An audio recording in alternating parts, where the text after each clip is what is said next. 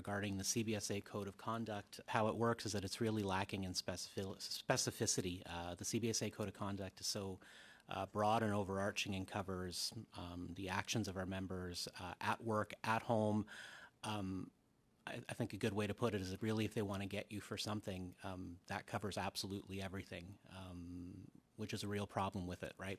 We'd like to see that really tightened up and made more narrow so our members know exactly what they should be doing, what they shouldn't be doing. The other issue that we have in general with how the investigations were done is that what we see at the CBSA is a very two-tiered system where you have members, frontline officers who are investigated for almost everything. The CBSA operates largely, their management style is to investigate rather than to manage.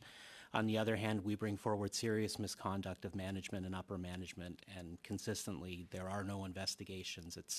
It's really like screaming into the wind. I bring things forward to upper management, the CBSA, that honestly, if our members had done that, I would be advising them that there's a good chance you will be losing your job, and they are simply not investigated. So it's really disheartening. It creates a toxic atmosphere at the workplace when we see what's going on with the ArriveCAN investigations and we hear the testimony of professional standards investigators. It's hard for our members to see given what they've experienced in their careers, and it's really hard to know whether the proper things are being investigated as they should. Donc, vous avez connu des cas où il y avait perception d'inconduite et où les enquêtes n'étaient pas nécessairement les bonnes? Absolutely. We've seen heavy-handed discipline. We've seen investigations where there need not have been any.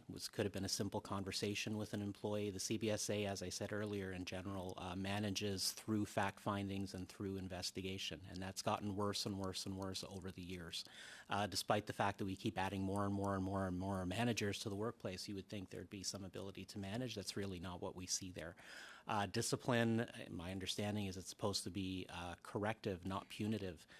We see our members regularly disciplined with no training, not even really knowledge of how they could often have done anything differently to not get themselves disciplined in the first place. So it's quite a challenging atmosphere for them to work in, and when they see the behavior of some managers and report that behavior and see really nothing happen when it's on that side, it's very disheartening.